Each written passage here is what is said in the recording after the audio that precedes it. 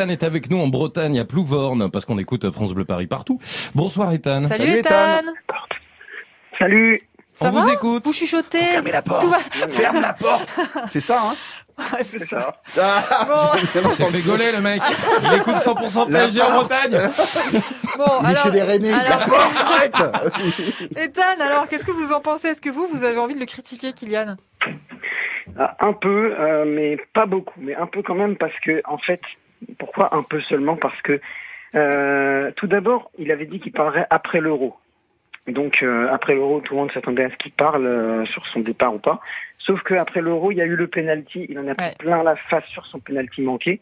Donc, le mec, je pense que c'est normal qu'il prenne quelques semaines de vacances pour s'aérer l'esprit et penser à autre chose qu'au foot. Et par contre, quand il est revenu, en août, il y avait déjà les arrivées de Gigio Donnarumma, de Ramos, de Wijnaldum, de Hakimi. Et il y avait l'arrivée d'un certain joueur argentin dont je ne citerai pas le nom.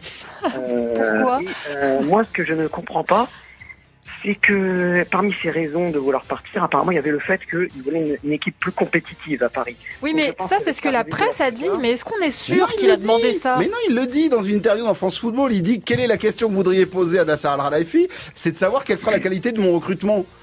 Il s'est mis dedans tout seul. Ça, c'est une erreur de communication. C'est sûr que...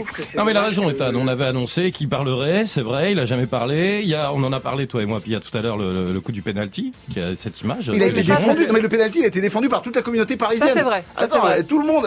Mais qu'est-ce qu'on S'il y a un truc attend? qu'on sait faire au PSG, c'est ça. Ethan, Bruno, qu'est-ce que vous voudriez qu'ils disent à un moment? Vous voulez qu'ils disent au mois d'août, oui, je veux les partir. amis, je veux aller au Real, Oui, je veux démerdez-vous. partir. Arrêtez de taper partout, bah, casser le studio. Ce qui vient de se passer, c'est que ma Barbie de Ronaldinho vient de se casser la Savez quoi? figure. On va calmer le jeu, on va remettre la Barbie sur le micro, on va dire à Ethan de rester, on va accueillir Thibaut dans un instant. Ethan, ouvre la porte. Voilà, il y a des Rennais tout va autour de bien. toi et des Brestois. Viens, on fait les cow-boys. Oui, on débat sur les critiques des supporters, par exemple, sur Kylian Mbappé. Juste avant le disque, on posait la question à Ethan, qui est toujours avec nous. Ethan, qu'est-ce que vous auriez aimé que Kylian dise pour que sa communication vous satisfasse? Ethan en Bretagne. Bah, alors, qu'il dise lui-même quelque chose, peut-être pas, mais qu'il y ait quelque chose dans la presse comme quoi, c'est vrai, il veut partir, il l'a dit à des gens dans le vestiaire.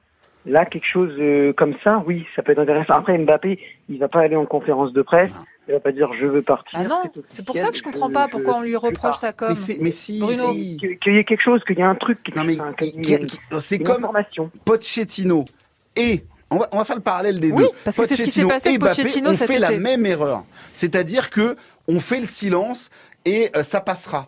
Mais non, il y a un moment donné. C'est passé pour Pochettino. Non, c'est pas passé. Alors là, c'est que.